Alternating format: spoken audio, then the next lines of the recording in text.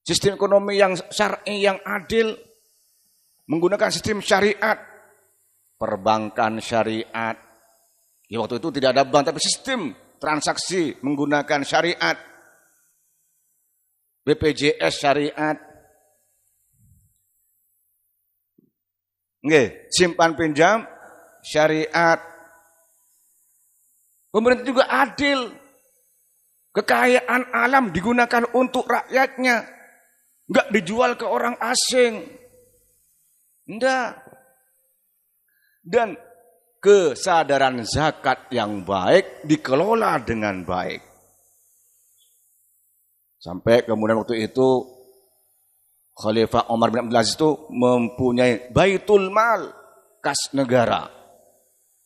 Zakat yang tidak tertampung itu dikumpulkan, kemudian digunakan untuk kepentingan memajukan keilmuan, memajukan peribadatan, membangun masjid, tempat belajar, membiayai orang-orang yang penelitian keilmuan.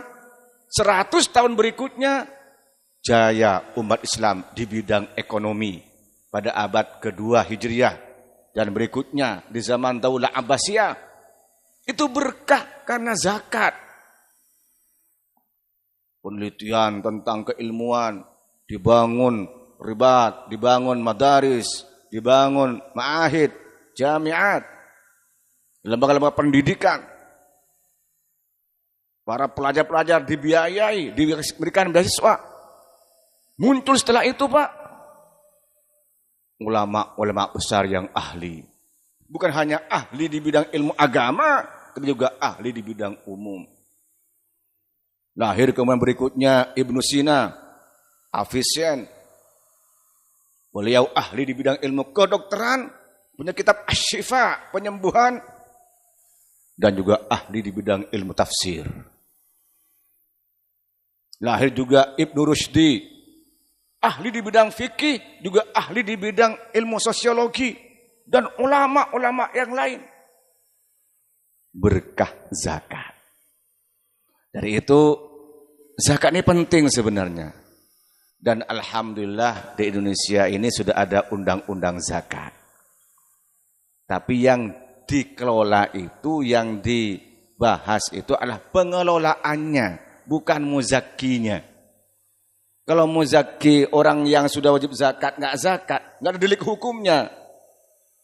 Tapi kalau yang mengelola ini salah, kena KPK.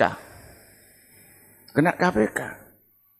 Bahkan kalau diterapkan ini undang-undang zakat, bisa-bisa pungutan-pungutan liar yang tidak berizin, tidak prosedural bisa dipolisikan.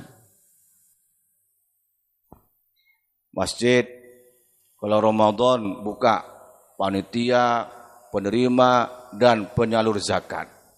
Enggak resmi, bisa dipersalahkan, Pak. Walaupun secara fikih boleh-boleh saja. Dia menerima dan menyalurkan, sah, boleh. Walaupun tidak termasuk amil. Itu panitia. Panitia bukan amil. Kalau tidak sesuai dengan prosedural. Kalau amil itu, Pak, termasuk asnaf samaniyah, golongan yang 8. Kalau panitia, enggak masuk. Karena amil itu harus kontinu. Ya, setahun itu ngurusin zakat kebanyakan dan mendapatkan legalitas dari qadhi dalam hal ini oleh pemerintah yang berwenang. Kalau dibentuk sendiri hanya Ramadan saja, setelah Ramadan buyar, tutup, itu bukan amil, itu panitia saja. Tidak berhak menerima karena panitianya. Boleh menerima bukan karena faktor panitia, dia mungkin termasuk orang yang miskin, termasuk fisabilillah, mungkin. Tapi kalau sebagai panitia tidak berhak. Nah, waktu itu para bapak, para ibu, Masya Allah, di zaman Khalifah Umar bin Abdul Aziz itu, jaya umat Islam karena zakat. Mudah-mudahan Indonesia ini dengan adanya undang-undang zakat, penguatan zakat, kesadaran zakat, Indonesia kemudian makmur. Amin ya rabbal juga sistem ekonomi dan sistem ekonomi syariah yang berdasarkan kepada syariat Allah Subhanahu wa taala akan bawa berkah. Dan kekayaan alam ini untuk rakyat, bukan dijual ke bangsa lain. Insya Allah diku makmur.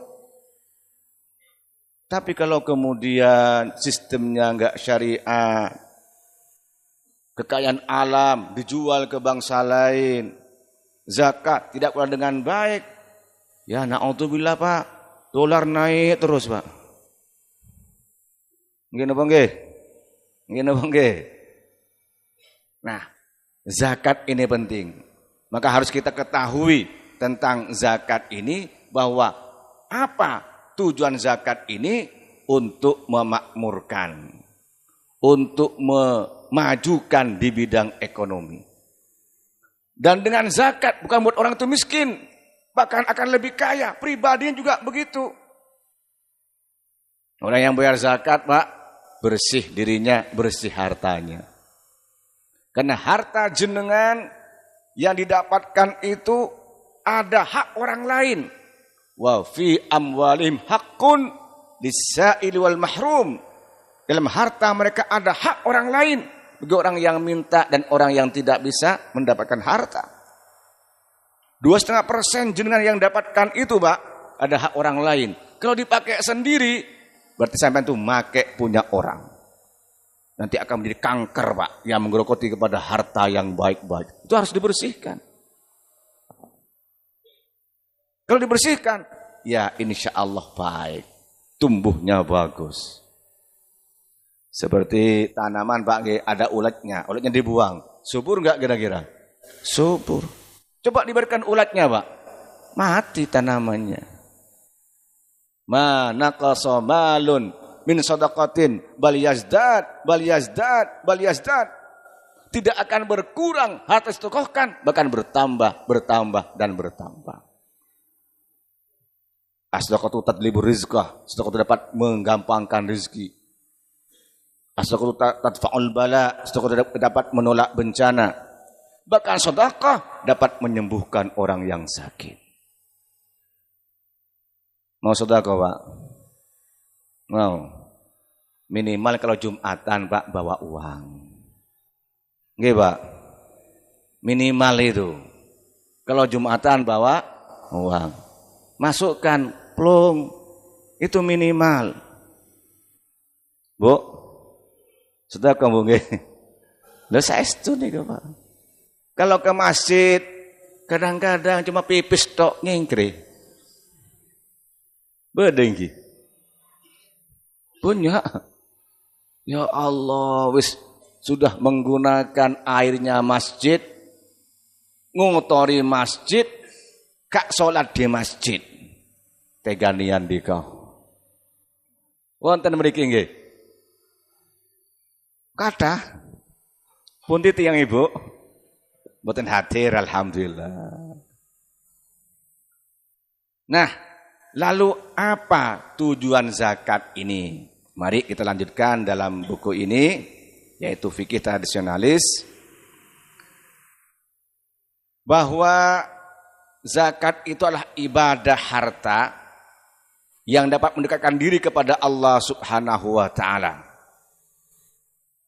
Kalau dilaksanakan dengan sempurna sesuai dengan yang diatur oleh Allah Subhanahu wa taala, maka dia akan diridhoi oleh Allah Subhanahu wa taala, menjadikan rahmat dari Allah Subhanahu wa taala, selama disiksa neraka menggampangkan untuk masuk surga. Di zaman Nabi itu tempat ekonomi itu dua Pak, yang makmur waktu itu, yaitu Yaman dan Syria. Sampai di Al-Quran itu disebutkan rihlatasy syita iwas saif.